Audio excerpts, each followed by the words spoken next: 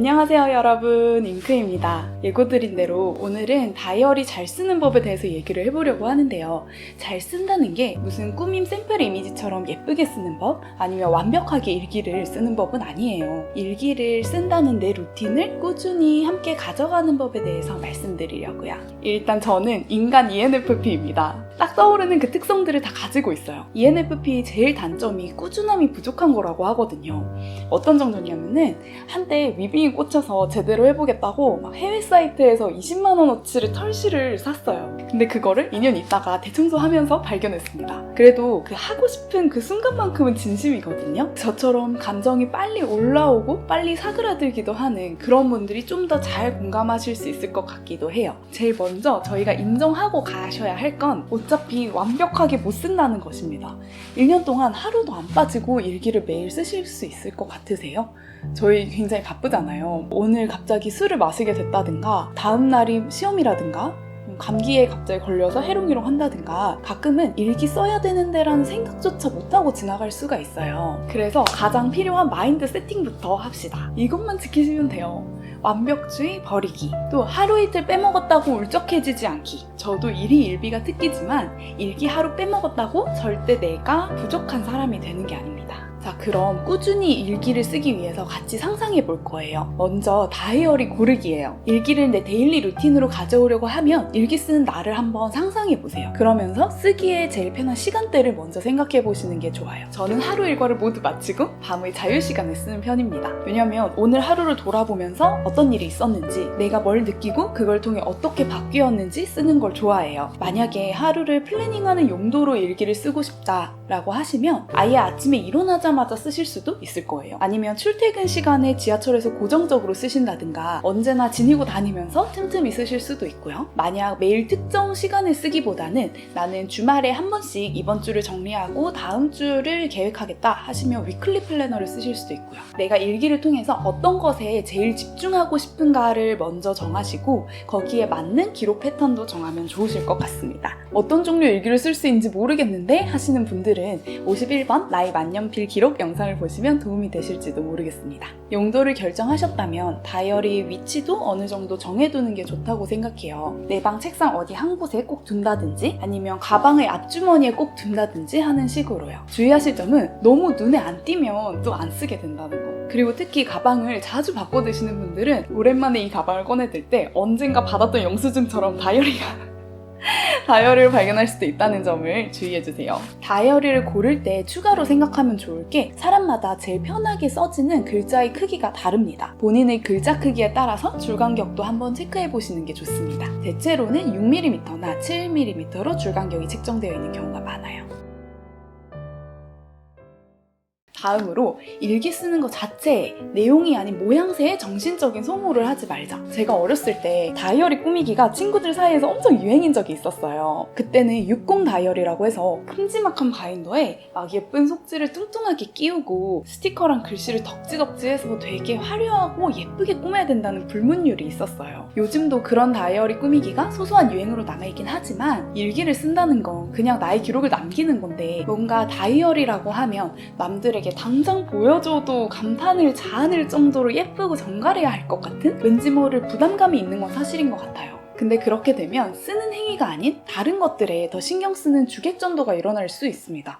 저는 일기를 남한테 절대 안 보여줄 거예요. 가족이라도 예외는 없고 누군가 몰래 내 일기장을 봤다면 연 끊겠다는 정도로 저한테는 철저히 프라이빗한 영역입니다. 내 일기를 볼 수 있는 사람은 미래의 나밖에 없어요. 그렇다면 사실 일기에 꾸밈이 필수 요소는 아니라고 봐요. 그래서 저는 글씨 깔끔하게 쓰기만 하자 이렇게 정해두었어요. 그리고 줄이 예쁘게 안 떨어져도 글씨 한자 틀려도 신경 그냥 안 씁니다. 물론 내 하루하루의 결정을 모아서 진짜 보석 같은 일년을 완성하는 분들도 계십니다. 하지만 평소 안 쓴 다이어리를 보면서 자괴감을 느끼시는 분들은 이 목표가 괴로울 확률이 높다는 거죠. 스텝업을 위해서 일단 쓰는 습관을 구축하기 위해서는 예쁘게 쓰려는 마음을 조금 내려놓는 게 도움이 될 것 같다는 말씀입니다. 그리고 저번 영상에서 블랙 저널을 잠시 언급했었는데요. 찐 블랙 저널은 비어있다시피 한 종이에 날짜부터 직접 쓰는 거예요. 가장 주체적인 형태의 다이어리라서 앞을 너무 예쁘게만 꾸미는 게 취향이 아니신 분들은 한 번쯤 블랙 저널을 써보고 싶은 로망이 있기도 한데요. 날짜까지 내가 써야 하는 진성 블랙 저널은 밀렸을 때의 자괴감이 더 크달까요? 내가 부지런하지 않아서 이 노트를 망쳤어 하는 기분이 들 수가 있습니다. 하지만 이미 포맷이 갖춰져 있는 다이어리는 하루 안 쓴다고 전체 모양이 어그러지지는 않으니까 너무 자유도가 높은 블랙 저널보다는 적당히 날짜까지는 적혀있는 것들 정도가 저한테는 잘 맞았어요. 그럼 실제로 다이어리를 쓸 때의 나름의 팁들을 정리해보았습니다. 먼저 저는 블랙 저널에서 내가 취할 것만 취했어요. 예를 들어서 저는 해야 할 일을 적어놓을 때 이렇게 네모를 그리고 옆에 할 일을 적습니다. 그리고 이걸 다 해내면 체크로 완료.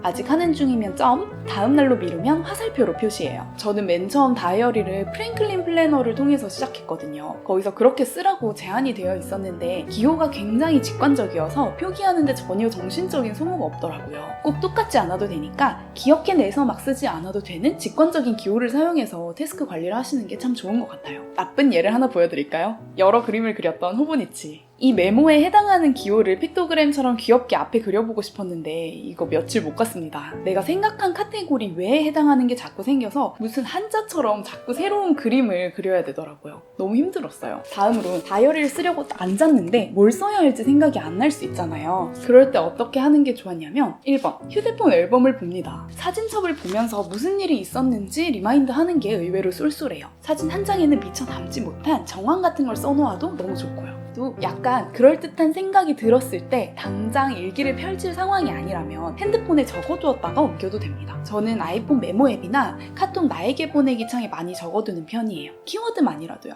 51번 나의 만년필 기록에서도 말했지만 이렇게 탁 하고 떠올랐던 발상을 정제된 언어로 옮기는 경험이 소중한 거라고 생각합니다. 그렇게 안 하는 것과 이 순간이 소화되는 게 차원이 다릅니다. 그리고 은근 중요한 거, 일기를 쓸 때 TMI 정도로 조절하는 게 좋더라고요. 너무 자세히 설명을 해놔도 재미가 없고 아니면 너무 함축적이면 나중에 무슨 일에 대한 건지도 기억이 안 나기도 하고요. 예를 들어 절대 인정하지 않는다.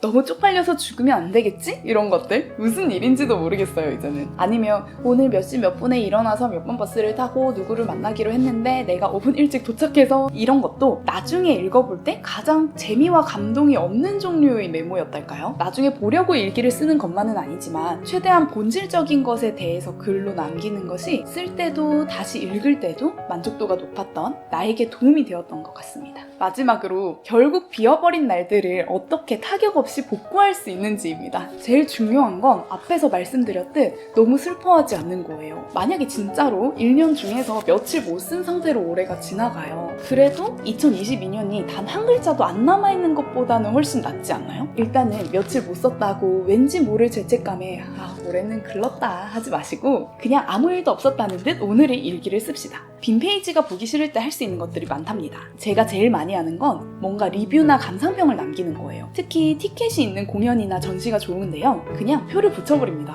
그리고 언제 봤던 영화인데 이러이러한 게 좋았다. 한마디만 남겨도 훌륭한 아카이브가 돼요. 아니면 책 필사나 독후감도 좋아요. 이거 며칠 연속으로 비었을 때 특히 유용합니다. 글씨 연습이랑 잉크 소모도 할 겸 책을 따라 쓰는 것도 재밌고요. 도저히 그런 것도 한 게 없다면 그림을 그리거나 저는 그냥 잉크 병목을 찍거나 발색을 하는 그런 낙서를 한 적도 있어요. 티켓 말고 아예 사진을 붙여버리거나 최근에 뭔가 산 것의 영수증이나 새 옷의 택 같은 것도 붙여놓기도 했습니다. 되게 뿌듯한 소비 있잖아요. 그런 것도 올해의 주요 흔적 중에 하나니까요. 원래 스티커나 사진 같은 걸 붙이면 다음날 일기를 쓸 때 울퉁불퉁해서 불편할 수 있어요. 근데 한창 옛날의 날짜를 나중에 메꾸는 거면 그런 것도 신경 안 쓰이니까 오히려 좋아. 심지어 한 페이지 정도 비어있는 거 사실 저는 신경 쓰지도 않아요. 처음의 대원칙, 올해 다이어리를 쓴 게 어디야를 다시 한번 생각합시다. 이제 약간 피할 것들, 일기를 쓸 때 글씨를 너무 개판으로 써놓으면 나중에 다시 읽어보기가 너무 피곤하더라고요. 읽을 때 피로감이 있지 않도록만 신경을 써줍시다. 같은 이유로 빈칸에 정말 의미 없는 낙서만 휘갈기는 것도 지양하는 게 좋은 것 같아요. 분명 무적의 논리가 있었는데 말하고 나니 너무 허접해 보이네요. 제가 평소에 생각하는 것들을 다 담아냈는지 모르겠습니다.